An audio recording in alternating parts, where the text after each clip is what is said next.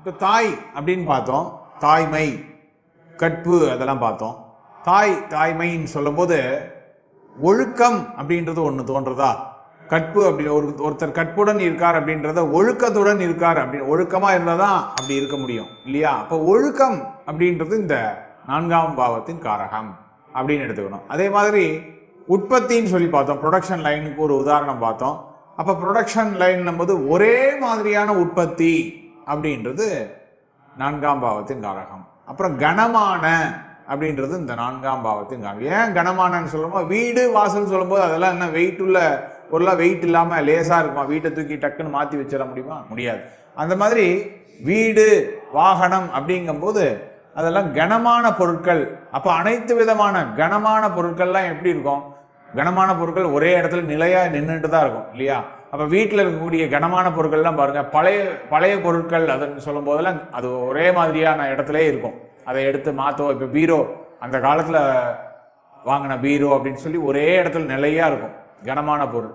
அப்போ அந்த மாதிரி கனமான பழைய பொருட்கள் இதெல்லாம் இந்த 4ஆம் பாவத்தின் காரகம். இந்த மாதிரி நம்ம யோசிச்சு நம்ம ஒவ்வொரு இதையும் பார்த்தோம் அப்படின்னு வச்சுக்கோங்களேன், நிறைய காரகங்கள் நம்மளே டெவலப் பண்ணிக்கலாம். அதுக்கப்புறம் கனமானன்னு சொல்லிட்டோம். கட்டுமானம்ன்றது இந்த 4ஆம் பாவத்தின் காரகம். கட்டுமானம் அப்படின்றது எப்படி சொல்றோம்னா, இப்போ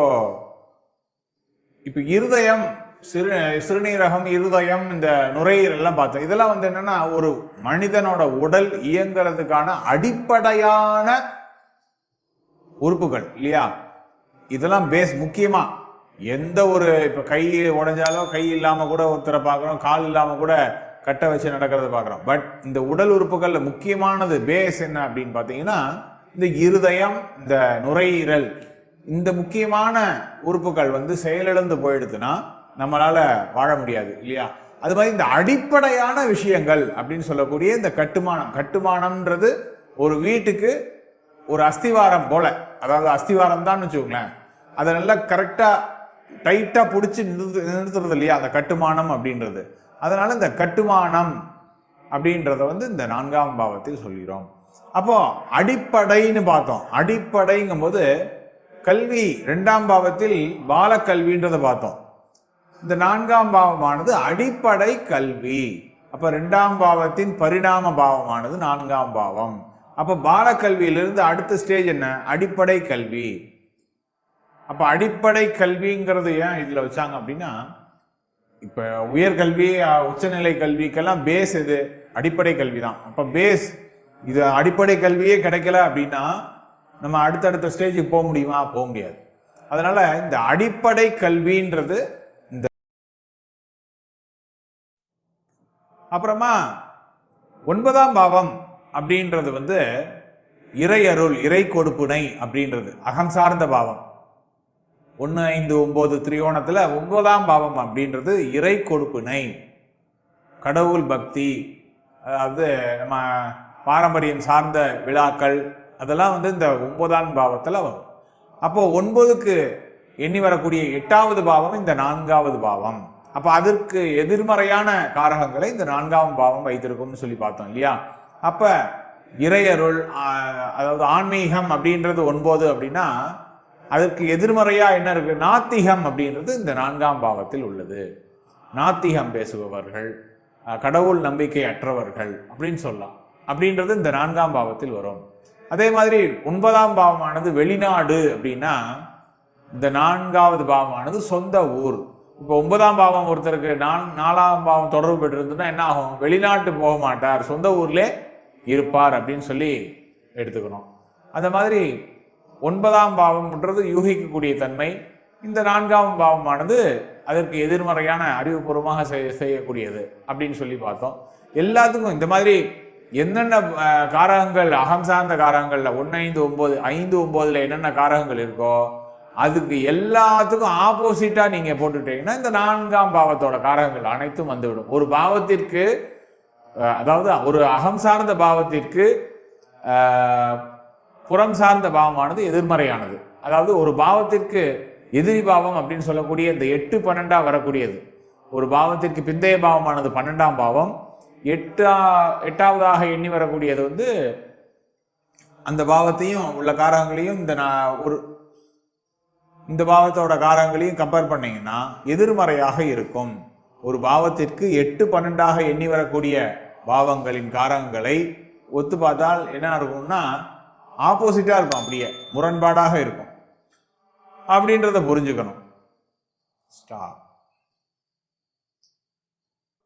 அப்புறமா இந்த 9ஆம் பாவம், அதுல உயர்கல்வி அப்படின்றது இருக்கு. இப்போ 9ஆம் பாவம் 4ஆம் பாவத்தை தொடர்பு கொண்டால் என்ன ஆகும் அப்படின்னா பணத்தை, அதாவது 9ஆம் பாவம்ன்றது தனியா செலவு பண்றது, இந்த 4ஆம் பாவம்ன்றது செலவே பண்ணாம, செலவுக்கே யோசிக்கிறது, செலவே பண்ண மாட்டாங்க. அப்படிங்கும்போது உயர்கல்விக்காக செலவு பண்ணணுமா அப்படின்ற ஒரு யோசனையில பண்ண மாட்டாங்க. செலவு செய்யாமல் வைத்துக் கொள்ளக்கூடிய பாவம் தான் இந்த 4வது பாவம். அதே இது 4வது பாவம் 9ஆம் பாவத்தை தொடர்பு கொண்டா என்ன ஆகும்னா உயர்கல்விக்காக தன் பணத்தை செலவு செய்வார் அப்படின்னு. அதாவது அகம் சார்ந்த பாவத்தை தொடர்பு கொள்ளும் போது அந்த பலன்கள் மாறிடும் உல்டாவா. 9 நாளை தொடர்பு கொண்டா இந்த மாதிரி, நாளை 9 தொடர்பு கொண்டால் இந்த மாதிரி மாறிக்கும்.